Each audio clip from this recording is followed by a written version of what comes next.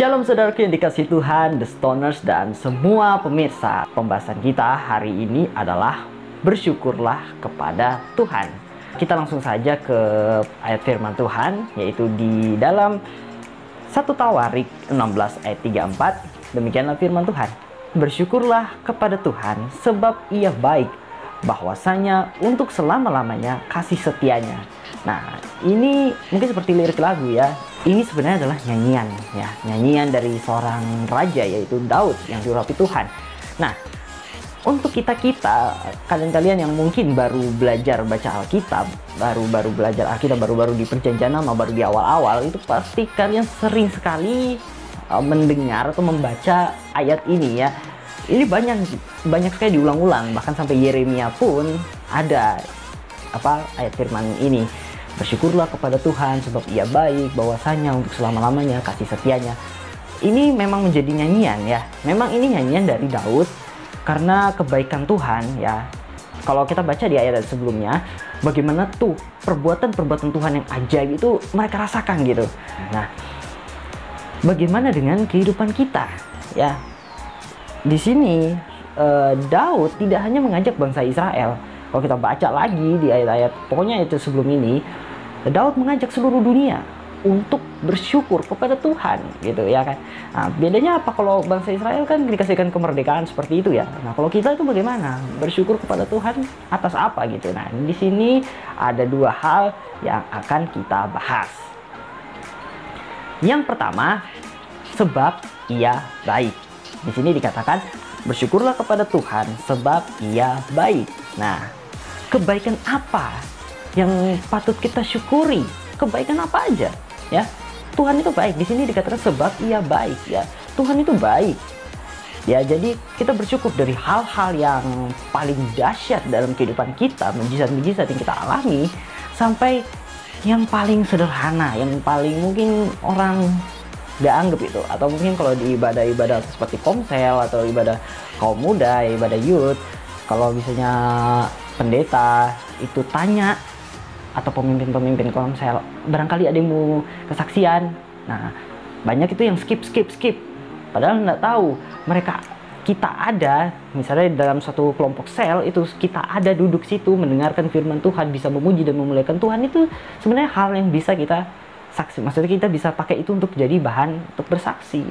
Karena segala sesuatu yang terjadi dalam kehidupan kita itu semua karena kebaikan Tuhan ya. Jadi dari yang paling dahsyat sampai yang paling sederhana ya. Dari yang paling manis sampai yang paling pahit dalam kehidupan kita ya. Contohnya seperti apa? Kalau yang paling manis ya banyak ya. Mungkin kita baru jadian misalnya ya, kita bergumul, kita bawa dalam doa ya, bagaimana kita berjuang ya, perjuangin si doi itu. Terus kita dapatkan itu hal paling manis dalam kehidupan kita. Mungkin beberapa dari kita merasa seperti itu ya. Itu hal yang paling manis sampai kita bersyukur kepada Tuhan ya.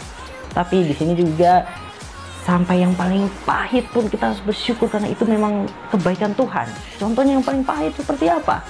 Misalnya kita dikhianati doi, apalagi karena pihak ketiga, apalagi diputusin dulu, terus lihat ada penggantinya kita, terus dengar kabar lagi ternyata sudah sama dia saat masih sama kita. Aduh, itu double damage, itu bener-bener kena banget gitu ya. Nah, itu pun semua karena kebaikan Tuhan. What? Kenapa kebaikan Tuhan?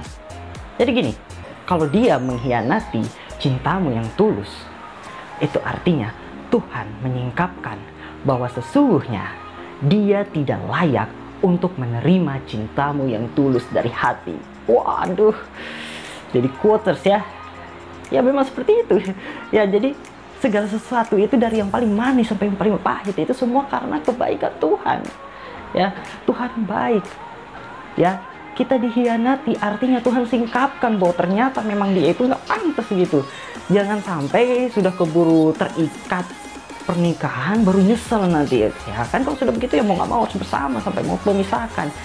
Nah, jadi sebelum itu Tuhan kasih tahu ini dia nggak pantas menerima cintamu yang tulus dari hati. Sakitnya cuma di awal, tapi akan bersyukur belakangan. Nah, tapi karena firman Tuhan katakan untuk bersyukur, jadi sakit sekaligus bersyukur. Aduh Tuhan, sebenarnya saya begini tapi saya bersyukur sebab Engkau baik. Daripada saya dibohongi, saya bahagia tapi saya dibohongi. Lebih baik saya sakit tapi saya tahu kenyataan yang sesungguhnya. Haleluya. Itu yang pertama ya. Yang kedua, kasih setianya untuk selama-lamanya. Tuhan itu mengasihi kita dalam segala hal ya.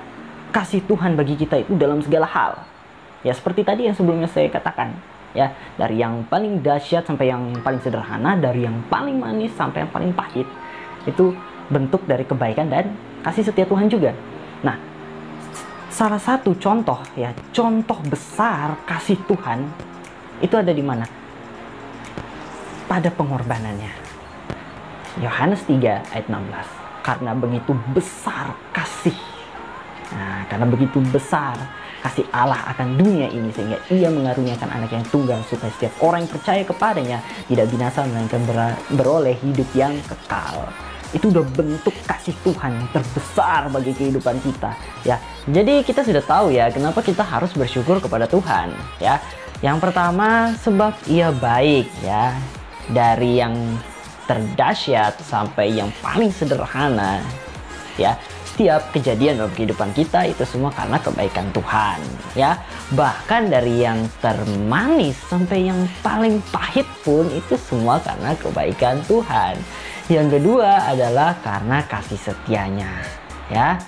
Oke, jadi kesimpulan yang bisa kita ambil adalah lihatlah bagaimana kita ada sampai saat ini. Itu semua karena kebaikan dan kasih setia Tuhan. Dari selama-lamanya sampai selama-lamanya. Tuhan Yesus memberkati kita semua. Haleluya. See you next week.